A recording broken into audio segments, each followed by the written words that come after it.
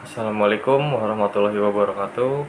Perkenalkan, nama saya Muhammad Reval Prasetya dari kelas TI 234. Di sini saya akan mempresentasikan apa itu basis data.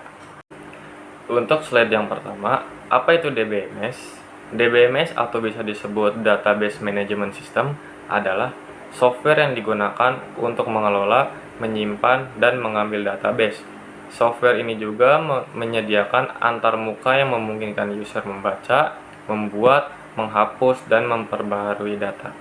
Untuk slide yang kedua, redundansi data. Redundansi data adalah situasi di mana informasi yang sama disimpan lebih dari satu tempat dalam sistem database atau penyimpanan data.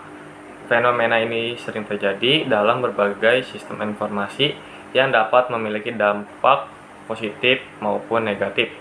Secara positifnya, redundansi data berperan penting dalam backup dan keamanan data, memastikan informasi tetap tersedia meskipun terjadi kerusakan atau kehilangan data.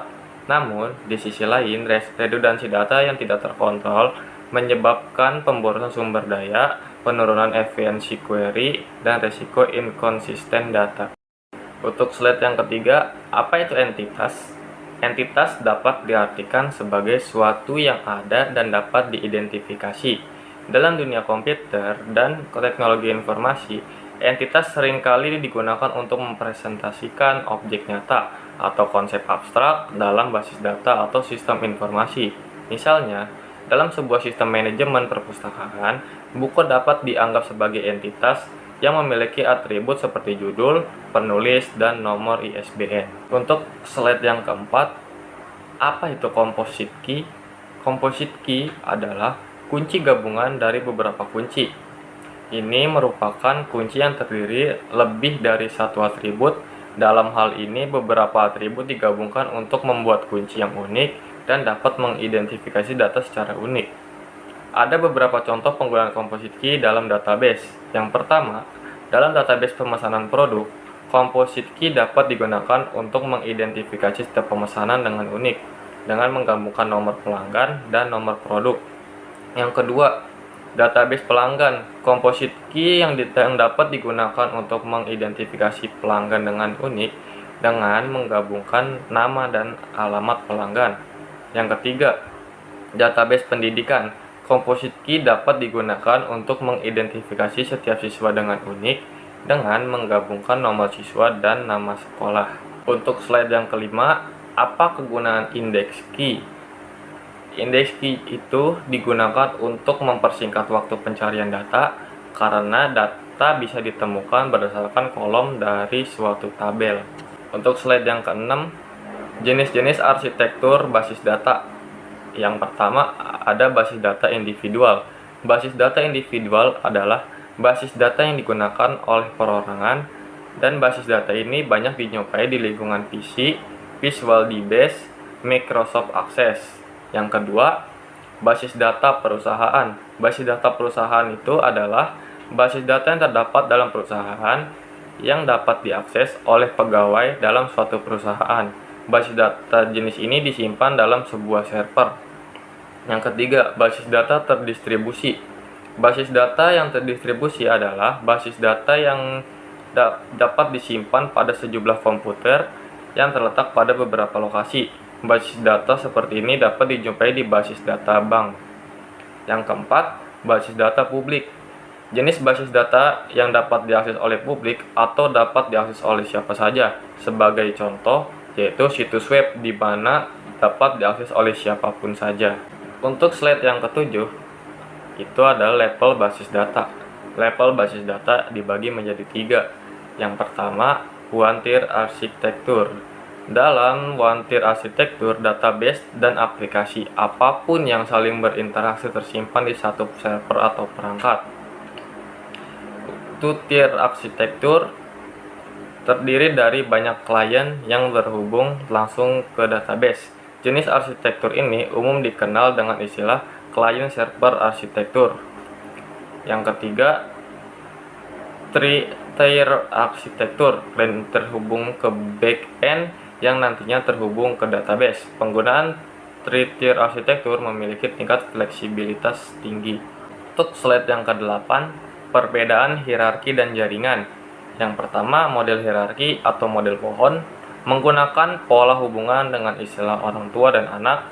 Setiap orang tua bisa memiliki satu hubungan atau bisa disebut 1:1, atau beberapa anak mempunyai hubungan 1:m. Tetapi setiap anak hanya memiliki satu orang tua. Simpul-simpul yang dibawahi oleh simpul orang tua disebut anak. Yang kedua, model jaringan direpresentasikan dengan sekumpulan record, Pascal, dan relasi antar data yang direpresentasikan oleh record dan lin. Model ini menyerupai model hierarki. Perbedaannya terdapat pada suatu simpul anak bisa memiliki lebih dari satu orang tua. Model ini bisa menyatakan hubungan 1:1 atau bisa disebut satu orang tua punya satu anak.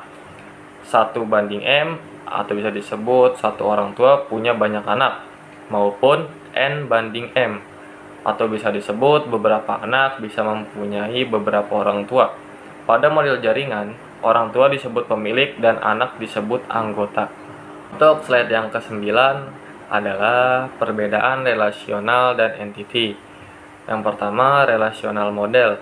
Relasional model ini lebih tergantung pada set data, di mana model tersebut memiliki berbagai macam tabel yang dihubungkan dengan key tertentu, sehingga user harus memberitahukan DBMS sebuah data untuk mendapatkan informasi lainnya. Contohnya, daftar absen kelas, user mengisi nomor absen dan akan mendapatkan nama siswa. Yang kedua, entity relationship. Entity relationship ini model yang akan memiliki lebih dari satu entity dengan adanya satu relasi di antaranya. Salah satu contoh yang simpel dalam dunia pekerjaan, pegawai adalah entity A dan bos adalah entity B, dan memiliki relasi bekerja untuk pegawai, bekerja untuk bos. Untuk slide yang ke-10 adalah perbedaan SQL dan non-SQL. Tipe database SQL itu relational database, dan tipe database non-SQL adalah non-relational database. Untuk skema SQL itu predefinite skema, dan yang non-SQL-nya dynamic skema.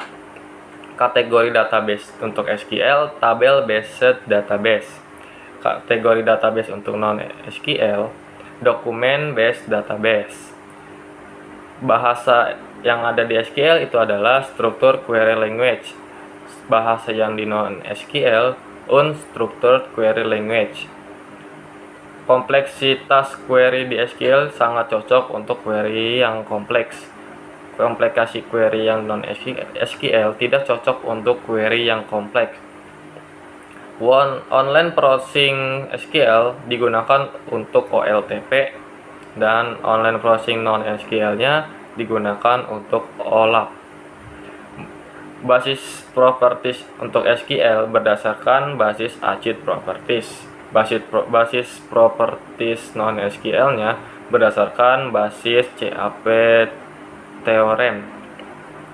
Skalabilitas SQL-nya dapat diskalakan secara vertikal, dan skalabilitas non-SQL dapat diskalakan secara horizontal. Elastisitas SQL-nya membutuhkan downtime dalam banyak kasus. Elastisitas NoSQL-nya otomatis tidak perlu outtake. Contoh SQL-nya ada MySQL dan Oracle. Untuk contoh non-SQL-nya MongoDB dan Cassandra. Sekian, kurang lebihnya mohon dimaafkan. Assalamualaikum warahmatullahi wabarakatuh.